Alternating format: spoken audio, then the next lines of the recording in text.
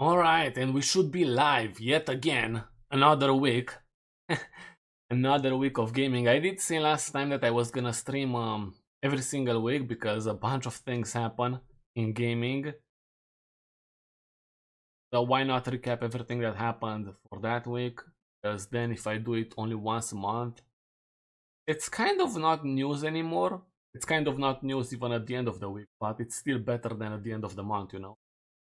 So I'll go through some things, some of the things I asked in the community, and that's basically it. I think we'll see. We'll see. Now, something big happened yesterday, and I think I will start with that. I think it was mostly funny, but at the same time, very telling of what some of the other people think about AI in video games. You know, basically, I mean, as you can see right here, the Epic Games founder and CEO Tim Sweeney says Steam should stop using labels for games made with AI. Basically, he's mad about the Steam labels, or one label in particular, you know? And that's crazy. It's actually funny because labels are added by the players. Yes, if you go on Steam, you can see that the labels are added by the players. Maybe I can show that. Steam is down apparently. Apparently Steam is down. Cool. Maybe it's only for me, but anyways. So, Steam being down, I cannot show it, but yes, it's the people who had the tags. Interesting. The argument, it makes no sense for game stores where AI will be involved in nearly all future production. So obviously, I had to make a poll about this. I had to. And as you can see, this is the result. Let's actually go through some of the comments here, because I think that's gonna be interesting. So you can see I made a very nice graphic of a label.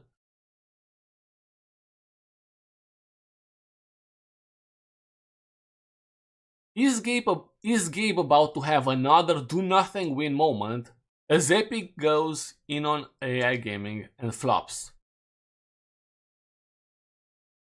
Gaben does nothing and wins.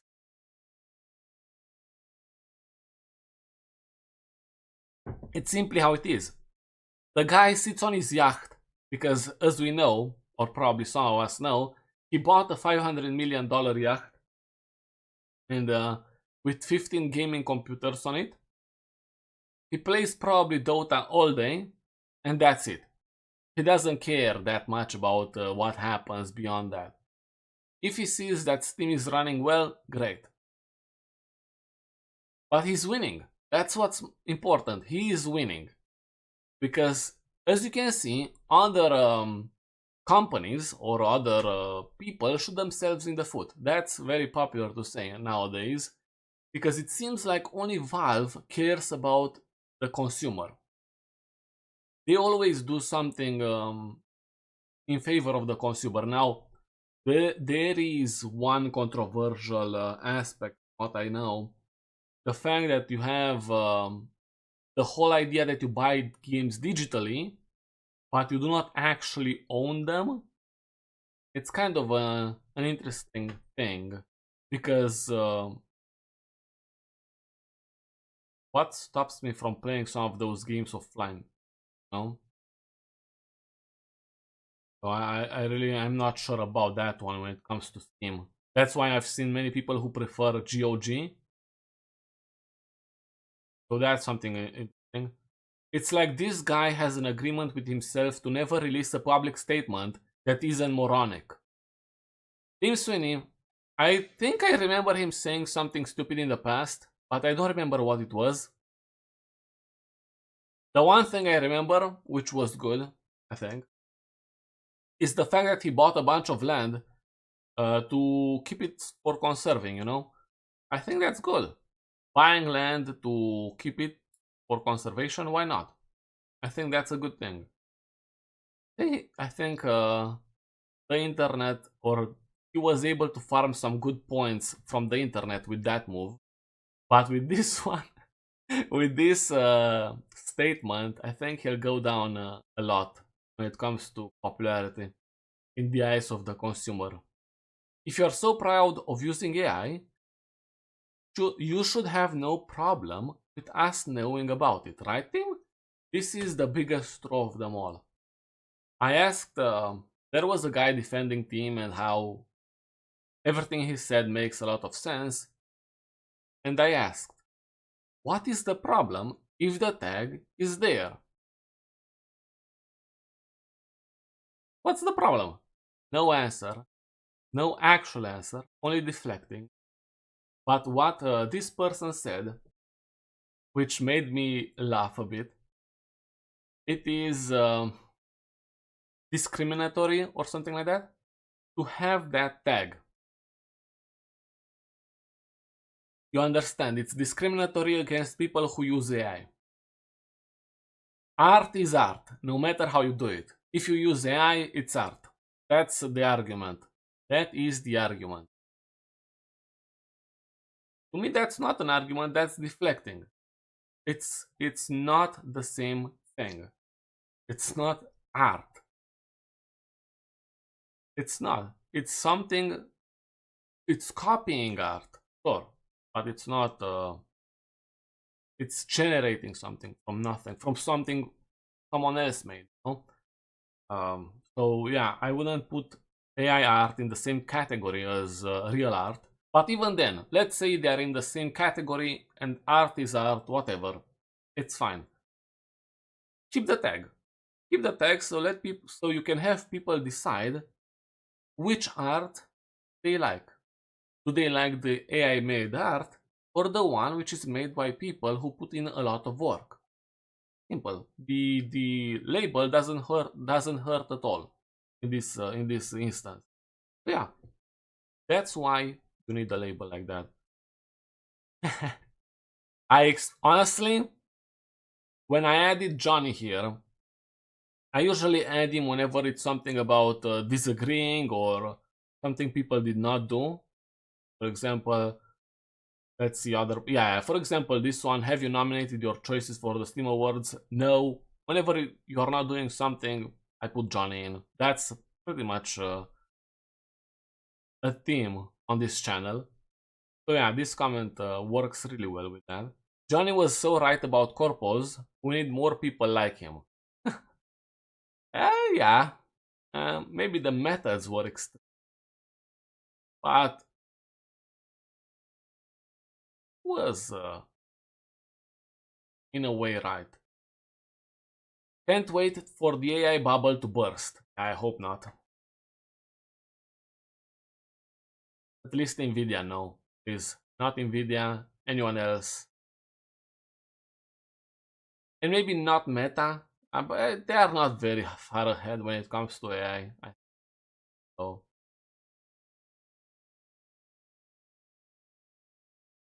The only thing the AI should be involved in for game development is the menial labor stuff.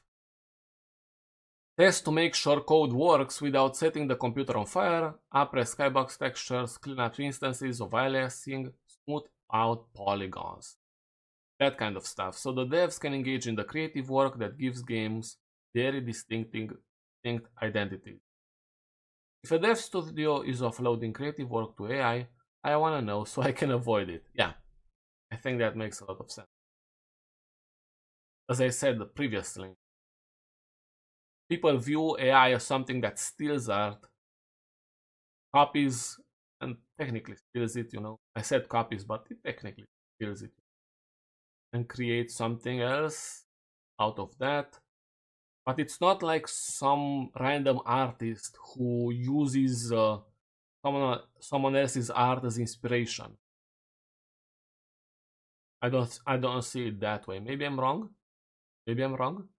But as you can see, people want to know because Even if the AI folk believe it's art, some other people don't. I think there should be some differentiation in how made with AI is tagged. Things like includes AI code, includes AI dialogue, NPCs. I think that could be actually a valued tag.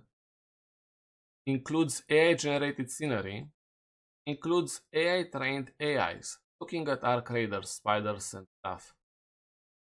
Ah, that's actually true? I had no idea. Interesting. I'm talking about arc raiders. I had no idea that some of the AIs were trained by AIs. Interesting. I agree. I agree with this because when it comes to code, now I'm not expecting them to necessarily have a label if the AI helped them with the logic of a code block. Everyone uses AI in their work these days when it comes to coding. I have a bunch of friends work in programming as programmers, and I asked about AI if they use it. I used it. I used it. I still use it when it comes to coding, and yes, the answer was yes. They all use it. It's a tool that helps them be productive and stay ahead. I mean, that's how it is. You are not gonna get rid of AI when it comes to coding, especially because it's useful. Useful to help you.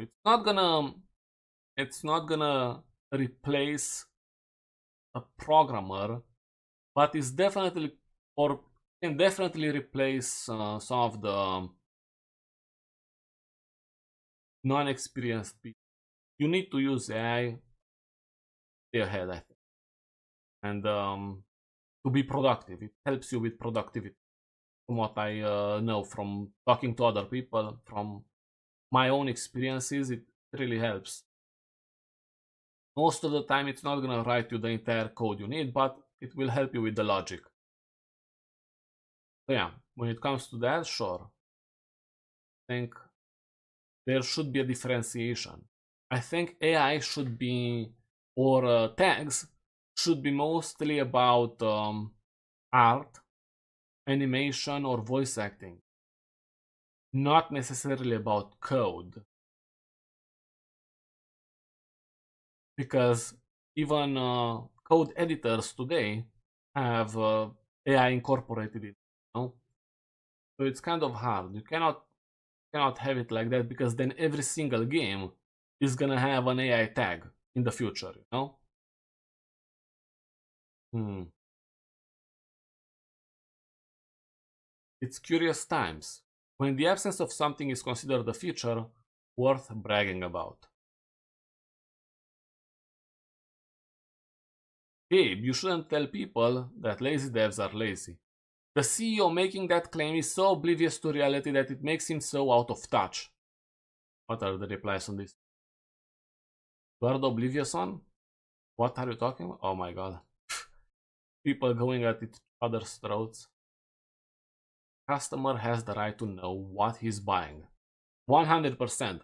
If you have labels on every single product in existence, why not have labels on games? Especially when they are demanded or wanted by the community, by gamers.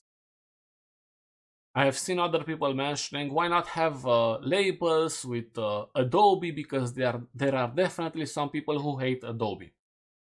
Those are not the same things. You cannot lump something else in just because people hate something you like. You are adding something else in which was never discussed. Adobe doesn't have the same amount of people who care about it. Adobe is just a tool, absolutely just a tool. It's not actually replacing anyone like AI will probably do when it comes to art, animation, voice acting. Imagine putting AI that replaces voice acting on the same lane as using Adobe. That's crazy to me. And I've actually had someone bring up this argument in a debate. So yeah. What else?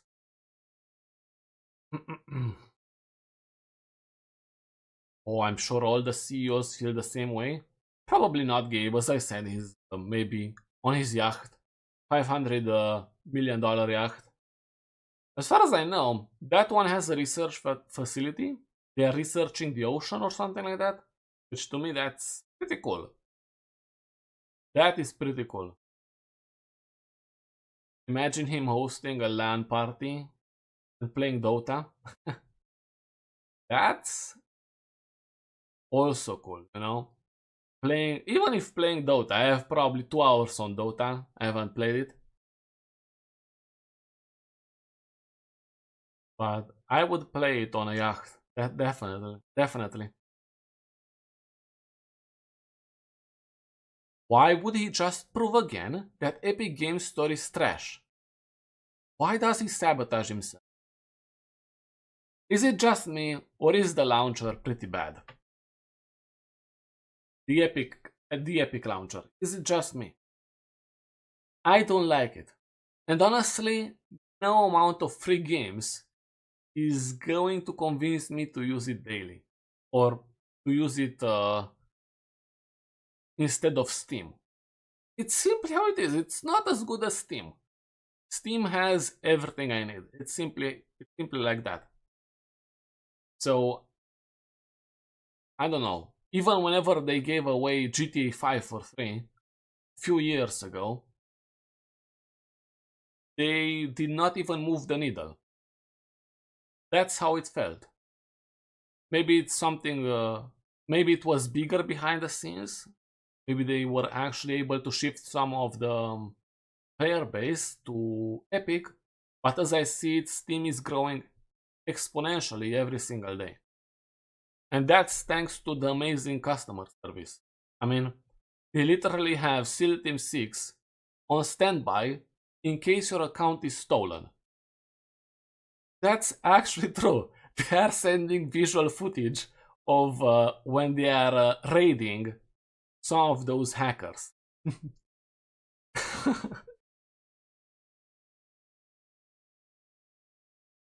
Alright, let's go to some of the other questions which are not as polarizing or revealing, I don't know. So 19,000 votes by now. Thank you to everyone who voted. Oh, nice. This one is also pretty cool. But I think I'll start with the last or the first post time. This one.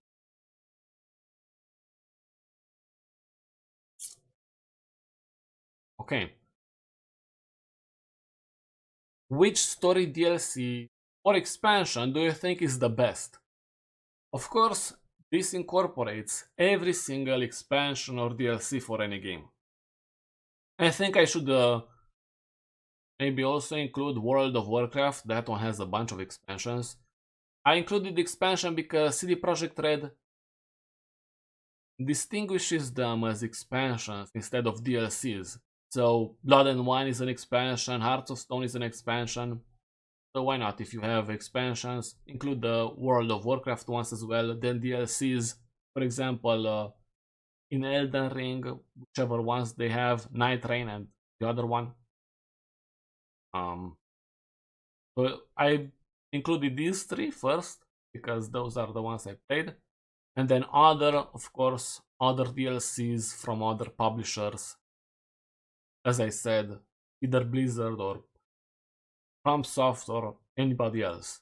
I think some people mentioned other options in the comment section, from what I remember reading. But I should move it. So, as you can see, 17,000 votes, thank you for that. Most people voted for Phantom Liberty. And honestly, I don't know what I would vote. I really don't. Probably Phantom Liberty, but And someone called it right, I think, in the comment section. I remember someone saying that this is recency bias because Phantom Liberty was released recently in comparison to Hearts of Stone or Blood and Wine and of the other ones, maybe. I don't know. Night Train, I think, was released after Phantom Liberty, but I believe these polls are generally recommended to people who played Cyberpunk. I think. I'm not sure. I've seen other people from other communities, but anyways, 72% of people voted for Phantom Liberty. It is a great expansion. It is very good. But I also remember loving Blood and Wine and Hearts of Stone. Blood and Wine, you gotta understand it. Blood and Wine is extremely big. It's as big as the game. I think you have a bunch of hours of content. Maybe 40 hours of content, additional content, I think. I could be wrong about that. Let me... Blood and Wine. How long to beat?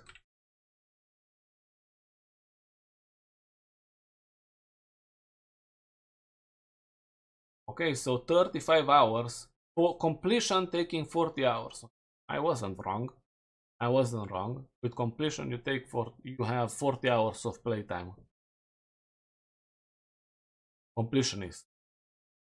Hearts of Stone, I actually probably like a bit more than Blood and Wine.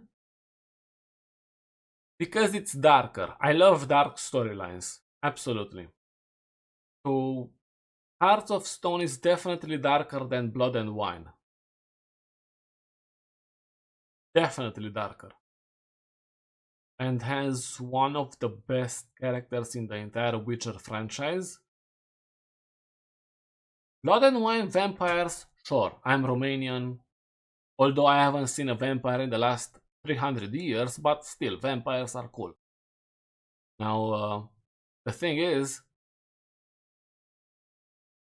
you also have a very good storyline in Phantom Liberty. Incredible storyline. Or you could say it's only spies. More than that, it's... Incredible is a word that fits really well in this category. Phantom Liberty. Ultimately, I don't know what I would choose. There is no other expansion or storyline which were as good as these ones in my opinion. I'm not sure. Let's see what the people say in the comment section. Blood and Wine, new region, a big one at that. True. The Toussaint, I think, is pretty big. Culture of said region and its characters, tons of new items and monsters, new main story quests and side quests, and most of all, an appropriate farewell to Geralt. It could be considered a solo game in of itself. That's a big true. Farewell to Geralt, yeah, I forgot about that. That's actually... Ooh, that's, I think, something people should consider. It's a farewell to Geralt. And surprisingly, many people don't know about that.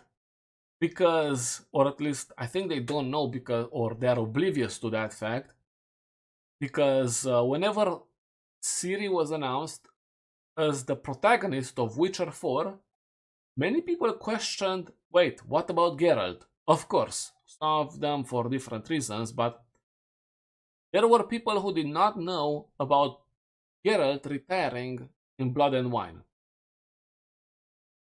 So yeah, maybe many people, I mean, for sure, many people did not play it. So the base game sold Blood and Wine copies sold.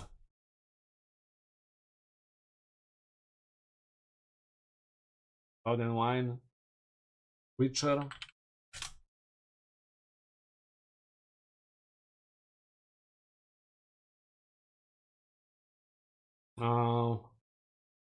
It doesn't say. I couldn't find anything about that. So we don't know. We don't know how many copies of Blood and Wine were sold. Unlucky, I guess. Lucky. 60 million copies were sold of Witcher, but I don't know how many of those also included the DLC. Anyway, story-wise, holy word I cannot pronounce on YouTube, is Hearts of Stone a bomb, man. Gaunter of Doom, Olgierd, Shani, and even Iris are such well-written characters. The story is heartbreaking, and Odim is such an unforgettable, fantastic villain. Yep. All of those characters. Gaunter Odim, who we are gonna see in the next saga, most likely. David Beckham, the other red-haired girl, and the God Girl, as this person said. Really good characters. Now,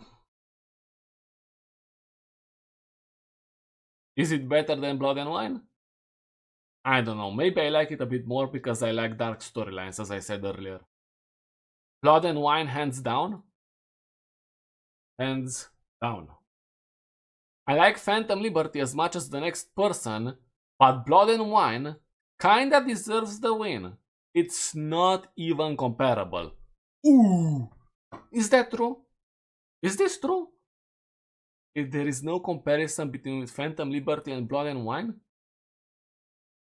But why is it winning? Why is Phantom Liberty winning, huh? People don't know what to choose, right? What are the replies? Nah. Have you played Blood and Wine? In reply to this person. No way. Phantom Liberty is beyond any other DLC in terms of how dark and gritty it gets, and the quality of the writing, world, space, bam. New gens haven't played anything but what's the most popular. Blood and Wine is pretty popular on its own, so... I've played Blood and Wine, but I much preferred just base game Cyberpunk to Witcher, by a landslide. Hence why I think that Phantom Liberty takes the cake for me. Me when I'm lying. Me when I'm a dumbass piece of word I cannot say on YouTube, who can't understand the nuance of human opinion because my ego outweighs my brain cells. Fair enough. I like Cyberpunk 2. I even enjoyed it at launch, despite the bugs, but nothing I've ever played beats Witcher 3 to me, especially Blood and Wine. We have a bunch of arguments, some better than the other ones, right? Okay, so there is the comment thread. Phantom Liberty genuinely shocked me. I haven't seen such a good DLC for a game in ages. Don't let any of the CDPR guys see that you used the D word. The DLC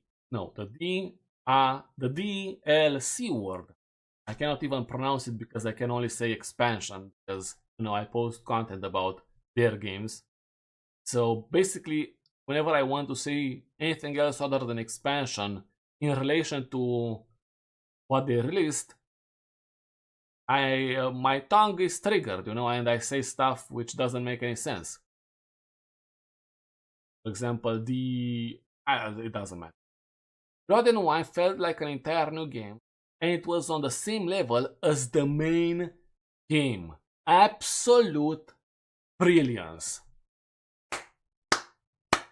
There you have it, guys. The most important comment out there. Oh wait, it's about Blood and Wine. Never mind. I didn't say anything. Horse armor. True. True. Big true. Big true. The best armor is in Blood and Wine, that's for sure. Hearts of Stone didn't have as much content as the other two, but the content that was there was chef's kiss. So basically I can do this and because I'm a chef, I'm not actually, but if you acknowledge any gods, start praying now.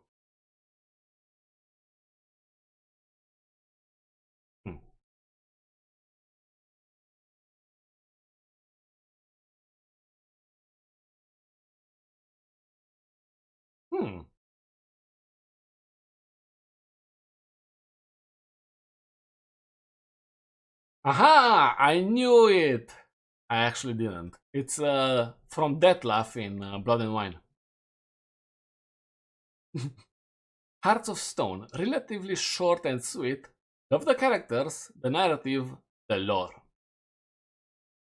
Ooh. Recency bias is crazy. Blood and Wine literally gave you an entire new map and 40 plus hours of content. Phantom Liberty scratched at maybe 20 hours and a pretty small town expansion. Is that true? Is that true? Okay, let's actually see. Phantom Liberty. How long to beat? Between 30 hours completionist. 15 to 20 main story only. Okay?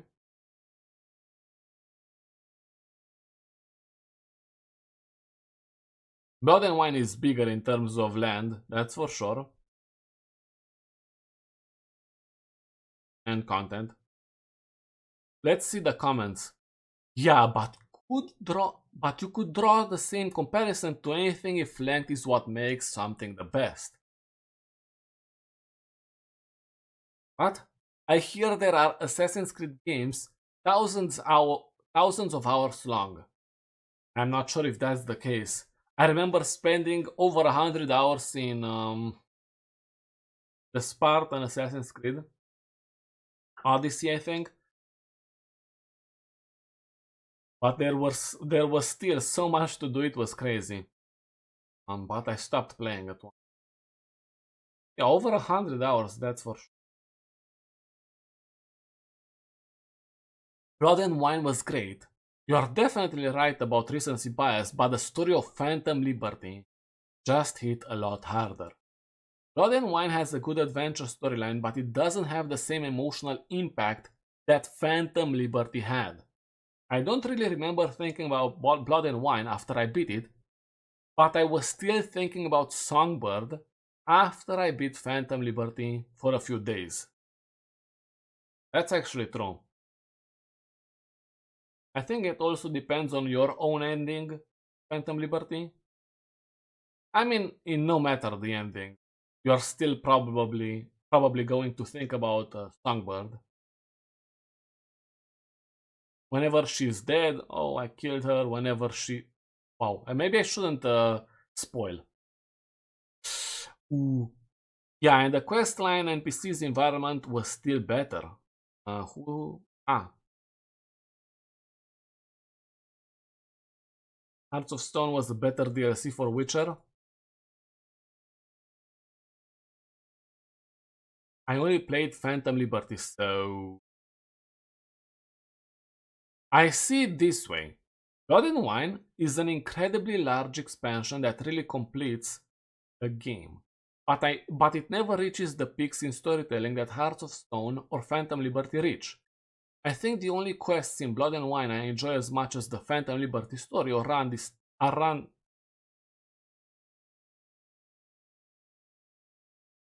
town and the Wine Wars, which still have a bunch of grinding attached. Also, Phantom Liberty is not a 20-hour expansion unless you literally just rush the main.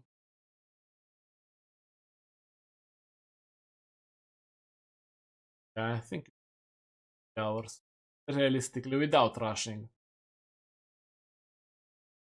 Depends how you play it, because if you play it like a CD Projekt Red developer, then for sure it's gonna be 50 hours to complete it.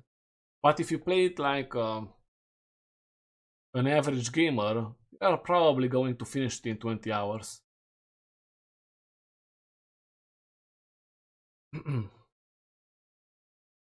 Wow, this is a huge comment thread. I loved it. I love it. 40 hours of Ubislop is a drag. What is Ubislop? Ah, the question marks, probably. I remember watching this one streamer who mentioned the term. 40 hours of good writing and substantial gameplay activities is fun. Okay, so people are debating on this. Blood and Wine is getting snubbed for a game DLC that Loki doesn't hold up to Blood and Wine. In my opinion. Phantom Liberty is great, but there is definitely recency bias to this answer. My favorite DLC isn't winning. People are being biased. Oh my god, I like this comment.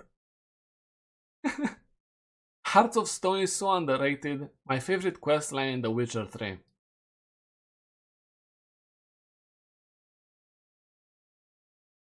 I hope Gontrod makes a return in Witcher 4. He's easily my favorite character besides the main ones. I would be surprised if he doesn't make an appearance. But then they'll need to consider the ending of Hearts of Stone. And not really, because even if you defeat him, he mentions that it's not over, he will return. Interesting. But I wonder what's the difference if he returns after being defeated when basically you struck a deal with him and that's it. That is something to keep in mind. Wires and Chains, yeah, from the song. Citadel DLC. Overall, Blood and Wine is above Phantom Liberty, and Phantom Liberty is above Hearts of Stone. Main story only, Phantom Liberty equals Hearts of Stone and is better than Blood and Wine. 100% agreed. Not me, the comment, replying to this other comment because I'm not sure about actual places in my mind for these. Probably Phantom Liberty story, I like it a bit more maybe. No, gameplay wise, Phantom Liberty probably first. More freedom in Cyberpunk overall than in Witcher. More freedom, so I like that. Okay. Blood and Wine. Second. Hearts of Stone third when it comes to game. Yeah, I just remembered that I had to pay this one guy, Ophiri guy, a bunch of crowns for some garbage upgrades on my weapon. Story, when it comes to story,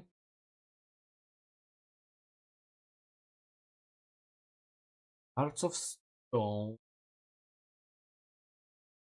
Ooh. I think I have to agree with this person. I'm not sure. Nah, Phantom Liberty above Hearts of Stone, and Hearts of Stone above Blood and Wine. That's my ranking. Thanks for posting this comment. Pretty cool. Pretty cool. I think that's how I would rank it. So Phantom Liberty is then my choice. Ah well. Win some, you lose some. Do you consider yourself to be a casual gamer or a hardcore gamer? Right? Casual 30%, hardcore 11, 59 in between. I think I'm a casual. I'm a casual, guys. I casually play hardcore. Hardcore as in plays a lot? Yes. Hardcore as in plays some games on the hardest difficulty? Yes. Both work. I think, for example, FromSoft players who play Souls-like games, they are hardcore. But the intensity of game time matters. You cannot say you are a hardcore gamer if you play once a week, no? So I'm a casual. In that regard, I am a casual. I spend more times recording stuff for YouTube than actually playing games. I'm playing World of Warcraft right now, so classic. That's basically.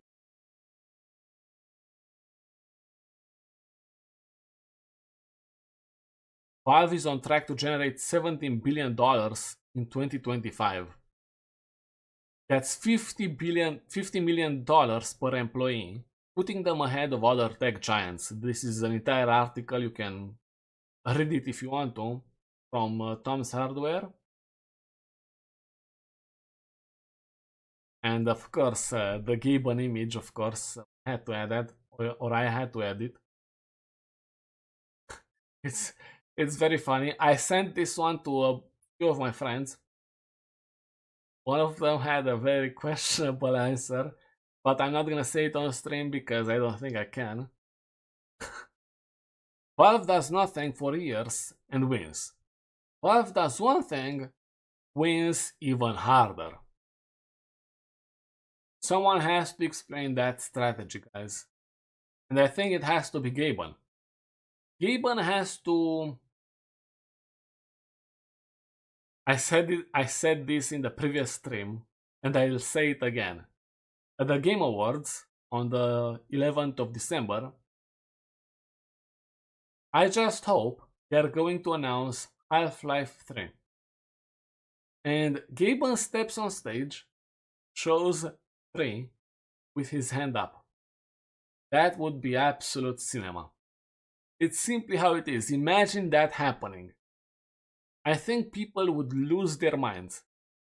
I mean, I'm saying something else. Gaben is not really doing much. I think so. He's playing Dota. So this would be crazy. This would be crazy. 50 million per employee, but guaranteed. But not every employee gets anything close. Yeah, they get probably 1.3 million of that. It's about the average per employee. It's about how efficient every employee is. No. As long as everyone in that company is rewarded, that's great. I'm including the cleaning ladies and the maintenance guys as well. Wow. Imagine, how much do they make? Do they actually make a lot more because they're cleaning at Valve or something like that? Maybe I should apply for a job there as a cleaning guy or something. Anyways, pretty cool. Are you excited about the upcoming game announcements at the Game Awards? Some people did not understand this question. It's about announcements. For example, last year Witcher 4 was announced with a trailer. That was exciting, at least to me. Surprisingly, 41% of people voted no. Some did not understand the question from what I've seen in the comment section, but I think it's fine. It happens once in a while. I mean, I do post every single day, a poll every single day. So at one point, sometimes, I mean, people have things which they do not understand. It happens a lot. Or it happens sometimes.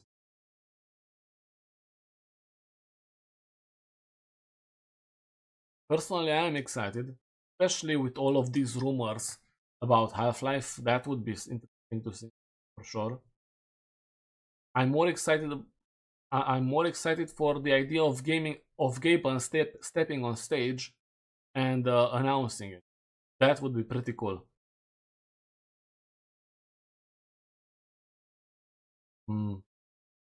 I wonder what other games will be announced. Hopefully, I'm not gonna say that. Actually, I'm not gonna. Do you use Steam to play buy games? Most people use it. Most people do. 14% of people voted no. That's surprising to me, no? That is surprising.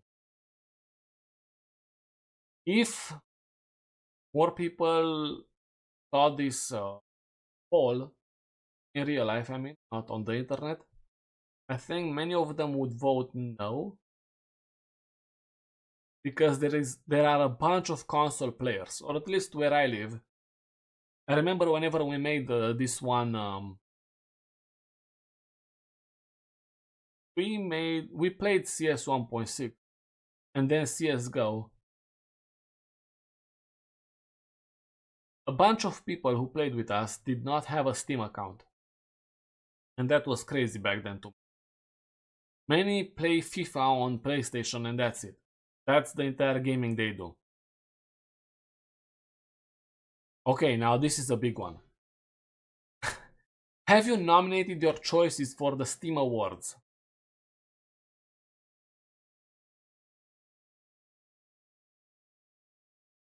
Yeah, the Steam Award. Can I even...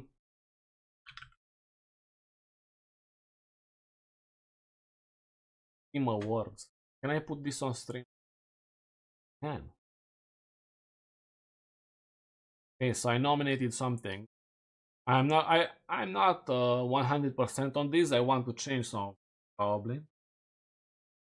Game of the Year award, PR Game of the Year, Labor of Love award, Best Game on Steam Deck award, Better with Friends award, Outstanding Visual Style award, Most Innovative Gameplay award, Best Game Use award, Best Soundtrack award, and Outstanding Story Rich Game award.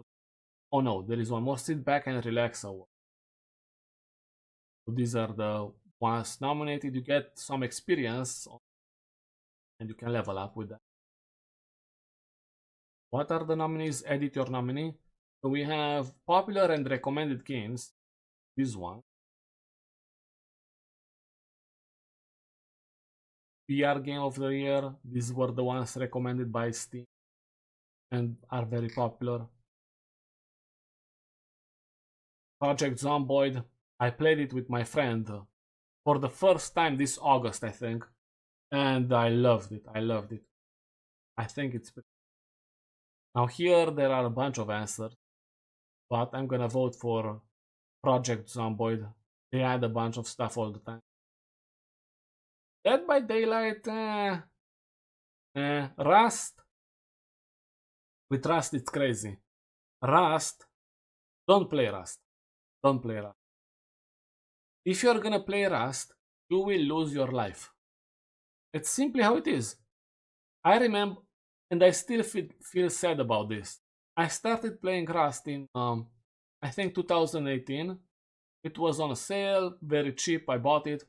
And then I told a bunch of my friends to get it. And most of them, they've spent more time than I did in this.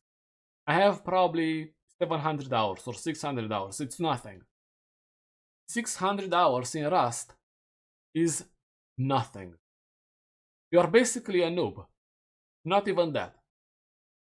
You become a player after 1000 hours. Sort of a player. And you are technically a bit above noob. You know, after 1000 hours. But most of my friends have done more than that. And that's crazy to me. I feel sad about that because they wasted their lives. It's actually a fun game, but a Rust phase, if you play with friends especially, it goes on for months, or at least one wipe. At least one wipe, you know? Or two. It's crazy how addictive this game is. Or was, I'm not sure, I haven't played it in years. Thankfully I was able to uninstall it before I was affected even more by it.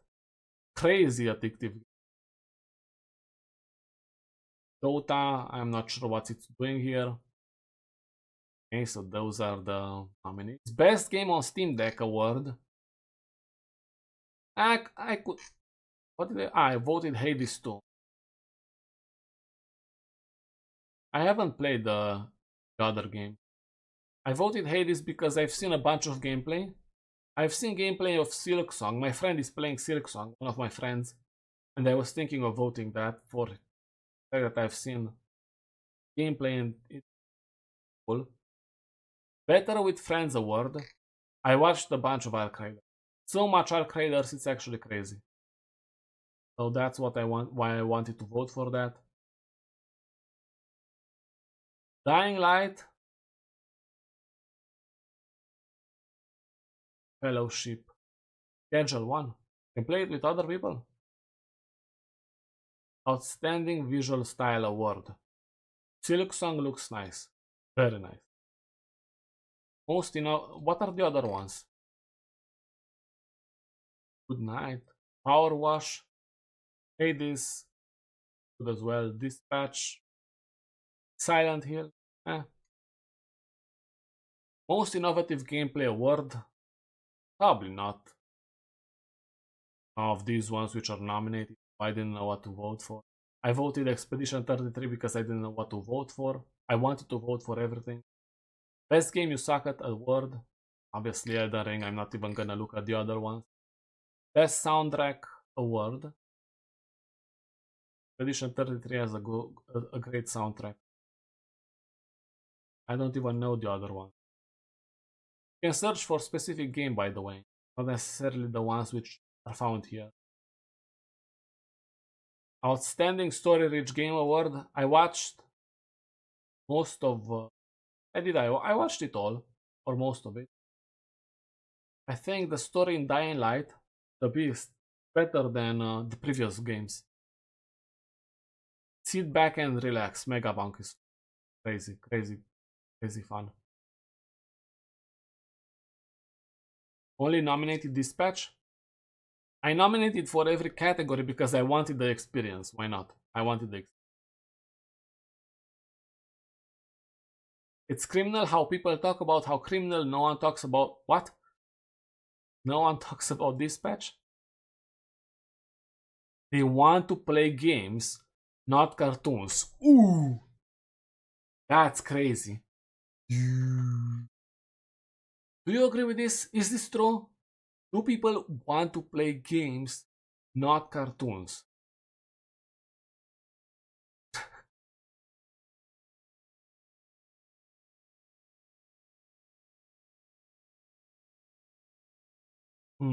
Okay. So people probably did not know about it. I'm 19% of people didn't know about it.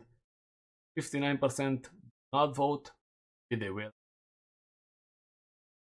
Cyberpunk has sold 35 million copies. That is insane, no? This is, I think, a better number than for Witcher. Witcher 3, how long to break 35 million pairs?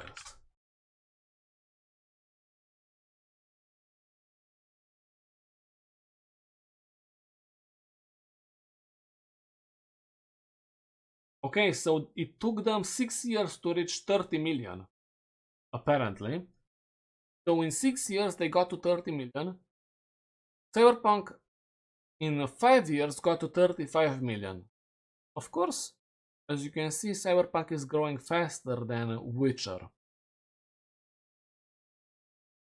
Cyberpunk has the best Cinderella story of any game I've ever played. I have never seen a game go from universally hated because of bugs to an absolute masterpiece. Yeah, it was definitely hated. And masterpiece, I guess it depends on who you ask, because if you ask the people who play on PS4,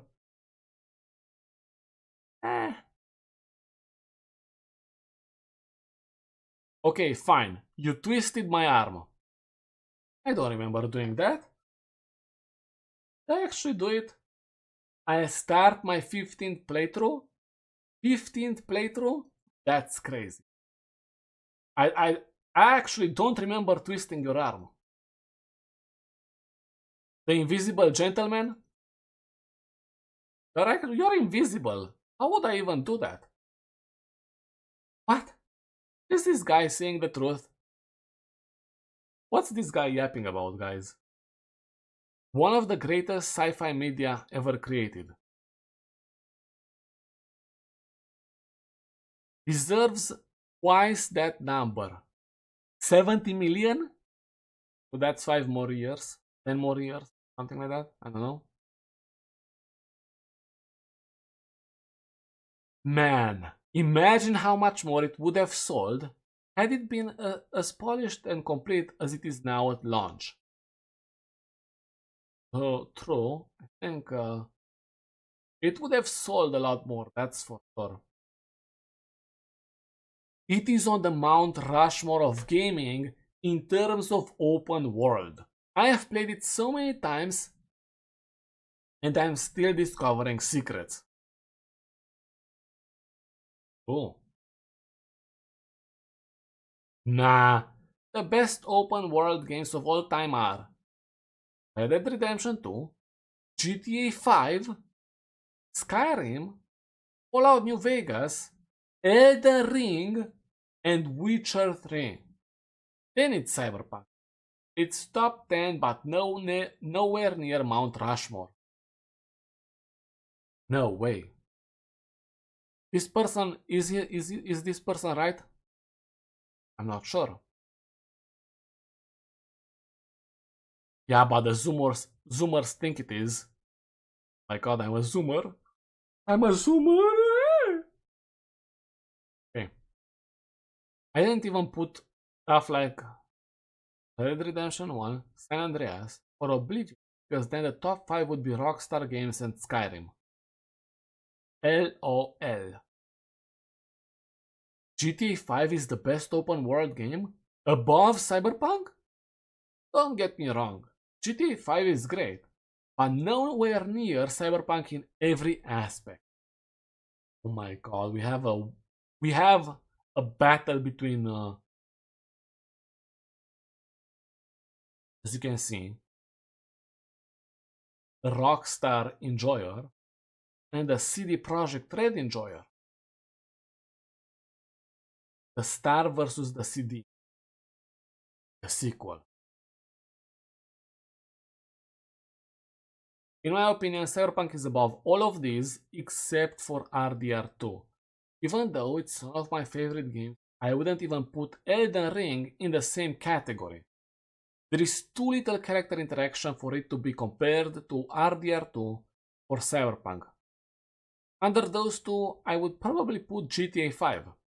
Skyrim, Oblivion, and Fallout New Vegas are very dear to me for lore, roleplay, and nostalgia reasons. But to compare them in terms of open world mechanics and immersion is just unfair. I think the reality is that Skyrim is there, Skyrim for sure, Witcher, Cyberpunk, and probably New Vegas.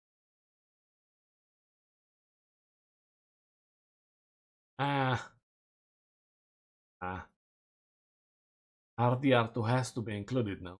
I haven't finished it, so I cannot say. I actually haven't finished New Vegas or Skyrim, but those are from the start. Maybe I will put RDR2 instead of New Vegas. Well, 2 of them at my house. Including Phantom Liberty, I'm doing my part. What? Absolute pick. Here's The Witcher 3. It kind of does. You have 2 copies, yeah. That person got 2 copies. Fine. I'll play it again. Jeez. Where is that comment? Where? I knew I saw it. I'll play it again. Okay? I'm not gonna twist your arm like I did to that other person. One of the best games ever made. Bought it twice. I'm a very proud owner of one of them. Emoji with heart's eyes. New Game Plus. No? No? You're welcome, CD Projekt Red. I have it on PS4, PS5, Steam, and Switch 2 at this point. At least my Steam copy can run on my MacBook now without having to pay for it again. Makes sense. If that's all bought at full price, that's over $2 billion. It wasn't bought at full price.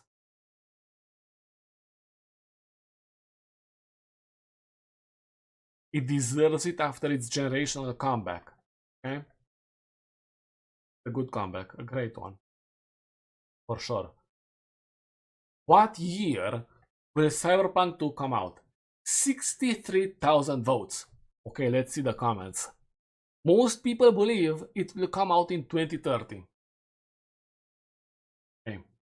We have to find the CD Projekt Red developers in the comment section because they definitely saw this. They absolutely saw this, the same way they are on the stream right now. Guys, you need to understand, I am the most important person who posts stuff about Cyberpunk. It's simply how it is. Actually not, but... Anyways, 2030. That's the release year. How do I know it? I don't. But the people who voted definitely know something I don't. It's obviously coming out in 2077. Okay? There you have it. No point in even talking about this subject because we have a developer right here. Okay, so this is all wrong. 63,000 people, 999 were wrong. This person is correct. There you have it.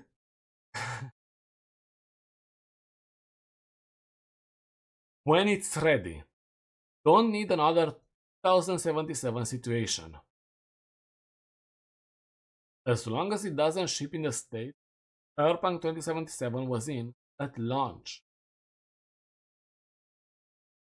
Somewhere between 2030 and 35. Is that true? Honestly, 2030 is crazy optimistic.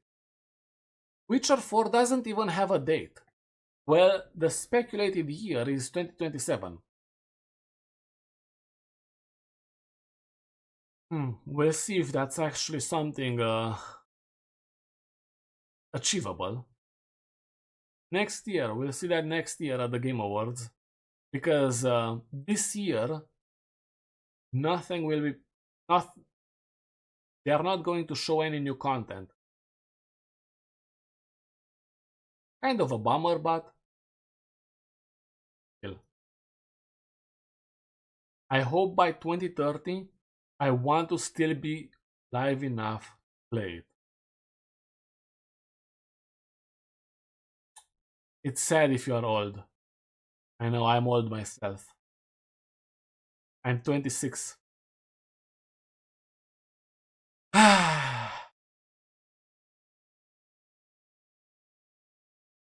When it's ready, and not a day sooner.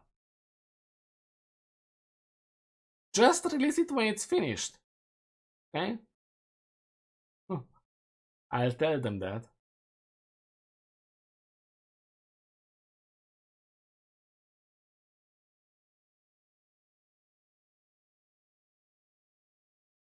CD Projekt Red stated that 447 developers are working on The Witcher 4, while 135 developers are working on Cyberpunk 2. Wow. I mean, the graph on computer, you cannot really see it. 135, that's Cyberpunk, this is Witcher. Hadar, no, this is Sirius, then Hadar. Other stuff. Other stuff.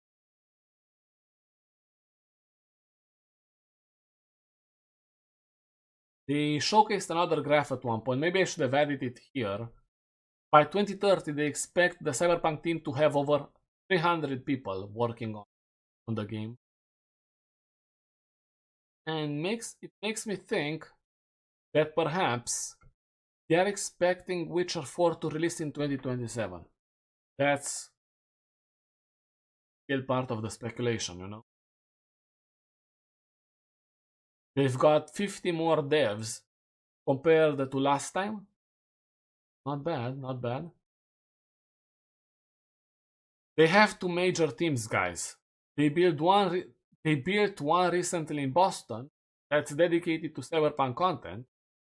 Large majority of Poland teams are working on The Witcher, whereas Boston is working on Cyberpunk 2 project that entered pre-production earlier this year. Poland is still implicated in the project too, as you have guys like Paweł Sasko based there. Makes sense. Think Witcher 4 will come out sooner. So hyped to see Ciri again. Can't even decide which one I'm more hyped for. LMAO. This is true. Worried my PC won't run either though. I should change my computer at one point. Next year maybe? Cool, I'm gonna play both. Nice.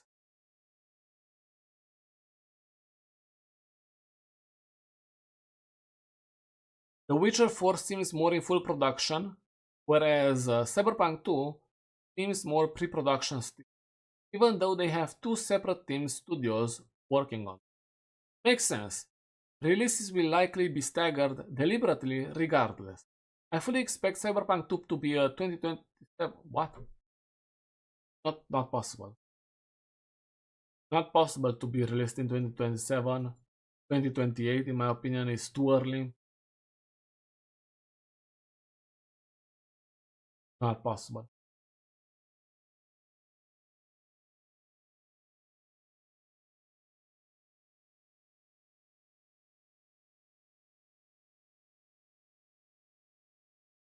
Makes sense. Witcher 4 will come out long before Cyberpunk 2, which is still in concept phase. No, Cyberpunk 2 is in pre-production. I don't work at a game studio, but I assumed eventually some people transfer over from more completed projects to work in progress, no?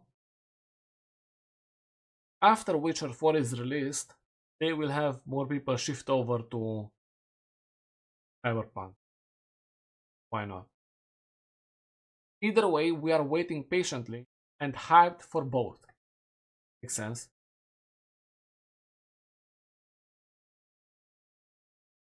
CD Projekt Red is becoming a legendary AAA developer? They're the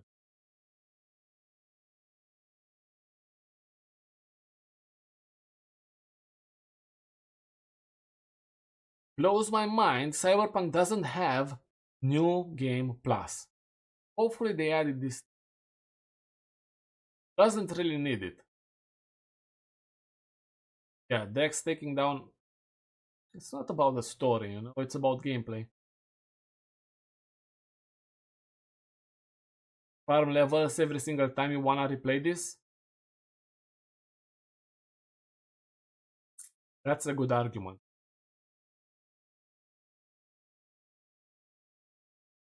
That's actually a good argument. But I do. I farm levels every time I replay it. And Luco Maluco. Scrap Witcher. Cyberpunk is better. Oh no. Is that true? That's a dumb idea. Since when is Ciri a Witcher? Since Witcher 4. And last seen in Witcher 3 provided like all the books. Since the books. I haven't read them. I should. I have three of them right here. Maybe I should start reading them. Can't wait to see it flop. Ooh, we have a hater. Basic bait attempt. Goated comment. I don't know who that is. But yeah, people agree. Basic bait attempt. There you have it, guys. There you have it. LMAO, Witcher 4? What a joke! Hey. Pesto the maid. What a joke! Okay. So there you have it. That's the week. Done and dusted, eh? Is there anything else? This is from the previous week. It has a bunch more votes, that's for sure. 58,000. Which one of these is your most wanted game? GTA 6, Witcher 4, Resident Evil? Neither.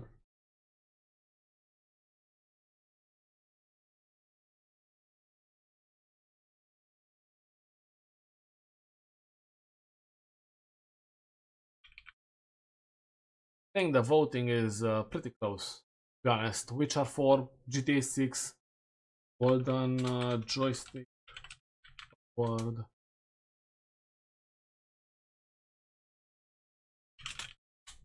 Most wanted game.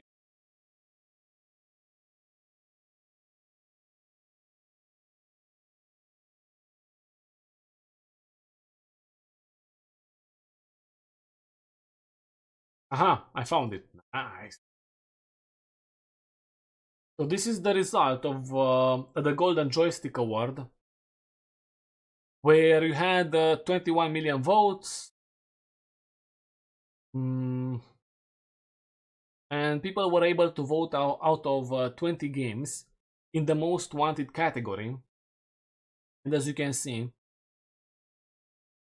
or can't see, GTA 6 wins or won with 18% of the vote, but surprisingly or not, The Witcher 4 has 16.6% of the vote.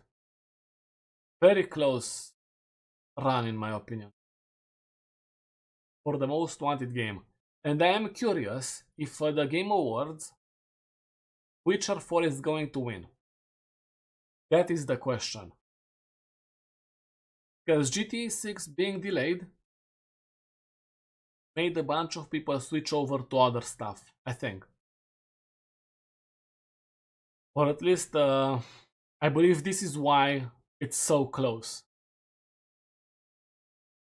I guess we'll have to wait and see.